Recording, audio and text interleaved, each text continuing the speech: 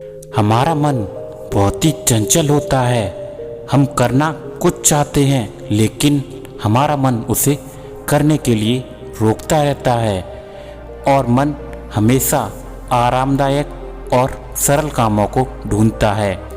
और जब तक हमारा मन हमारे बस में नहीं हो पाता है तब तक हम अपने लक्ष्य को कभी प्राप्त नहीं कर सकते हैं, क्योंकि हमारा मन हमें अक्सर मेहनत करने से रोकता है। तो आइए जानते हैं कि इस मन को हम अपने बस में कैसे कर सकते हैं। बहुत समय पहले की बात है।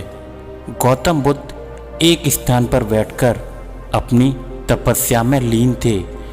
जब कुछ देर के बाद उन्होंने अपनी आंखें खोलीं तो उन्होंने देखा उनके प्रिय शिष्य उनके सामने बैठे हुए थे।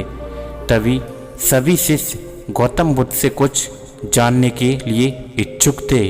तभी एक शिष्य ने आगे बढ़कर बुद्ध जी से कहा कि हे तथागत, हम जानना चाहते हैं कि उपदेशों का वास्तविक मूल्य क्या होता है। शिष्यों को संबोधित करते हुए बुद्ध जी बोले, ये आवश्यक नहीं है कि कोई भी साधु संपूर्ण व्याख्या करके उपदेश दे, बल्कि वो किसी भी कार्य का इशारा करके ही उपदेश का महत्व समझा सकता है। इसी बात को समझाने के लिए मैं तुम्हें एक कहानी सुनाता हूँ। एक नगर में एक सेठ रहता था। उसके पास अपार धन संपत्ति थी और उसका व्यापार बहुत दूर दूर तक फैला हुआ था। एक दिन उस साधु के दरवाजे पर भिक्षा मांगने के लिए कोई आया। तब सेठ ने उसे भिक्षा दी, लेकिन वो साधु भिक्षा लेकर जाने लगा। तभी सेठ जी ने उस साधु को आवाज़ लगाई, महाराज, मुझे कुछ उपदेश तो देते जाइए। तभी साधु ने सेठ की तरफ देखा और बोला, मैं फिर आज के ही दिन हफ्ते भर के बाद आऊँगा, तब मैं तुम्हें कुछ उपदेश देकर जाऊँगा। अपने वादे के अनुसार अगले हफ्ते साधु फिर से उस सेठ के दरवाजे पर आया। सेठ उसका इंतजार ही कर रहा था। उसने साधु को देने के लिए तरह तरह के पकवान तैयार करवा रखे थे। साधु ने अपने कमंडल को उस व्यापारी के आगे किया और जैसे ही सेठ कमंडल में पकवान डालने लगा तो उसका हाथ वहीं का वहीं रुक गया और साधु से सेठ जी बोला कि स्वामी जी, इसके अंदर तो कूड़ा करकट भरा हुआ है। तभी साधु ने प्रश्न भरी निगाहों से उसकी तरफ देखा।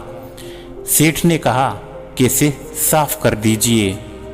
तभी साधु ने उस कमंडल को साफ कर दिया और जैसे ही वह साफ हो गया तभी सेठ ने उसमें खाने की चीज़ें डाल दी। भिक्षा लेकर साधु जब जाने लगे तभी सेठ जी ने फिर से कहा, महाराज, आप तो जा रहे हो, क्या आप भूल गए हो कि आपने आज मुझे उपदेश देने का वचन दिया था। तभी साधु बोला, अरे क्या तुम्हें उपदेश नहीं मिला। साधु बोला, जब मेरे कमंडल में गंदगी थी तो तुमने उसमें खाने की चीज़ें नहीं डाली, उसे साफ करवा दिया। उसी तरह तुम्हारे अंदर भी क्रोध, लोभ और माया है और ना जाने कितनी बुराइयां भी भरी पड़ी हैं। पहले उन्हें साफ करो, तब जाकर मेरा उपदेश कुछ काम में आएगा। वरना अगर मैंने अभी उपदेश दिया तो वो भी इन पकवानों की तरह गंदा हो जाएगा। फिर बुद्ध जी ने अपनी कहानी को विराम देते हुए कहा, ये छोटी सी कहानी है लेकिन हमें बहुत कुछ सिखाती है कि जीवन में कुछ भी नया सीखने के लिए पुरानी फालतू चीज़ों को हमें भूलना पड़ेगा। पुरानी गंदगी को हमारे अंदर से हटाना पड़ेगा, तभी जाकर कोई नई चीज़ हमारे अंदर आ पाएगी। हमारा दिमाग उसे समझ पाएगा और सही तरह से उसे सोच पाएगा।